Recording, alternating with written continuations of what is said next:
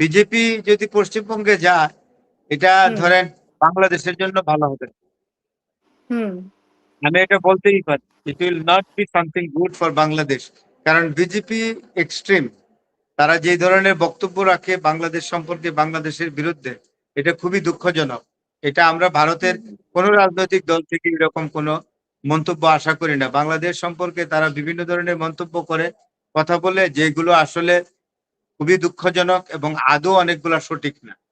সুতরাং বিজেপি আসলে বাংলাদেশের জন্য যে ভালো হবে না, মন্দের ভালো মমতা ব্যানার্জি। এটা আপনাকে বলতে পারি। হ্যাঁ, তবে আমি শুনছি যে বাংলাদেশ মমতা ব্যানার্জি সরকার গঠন করবে এবং ভালো ভোটেই করবে, অনেক ভোটেই করবে।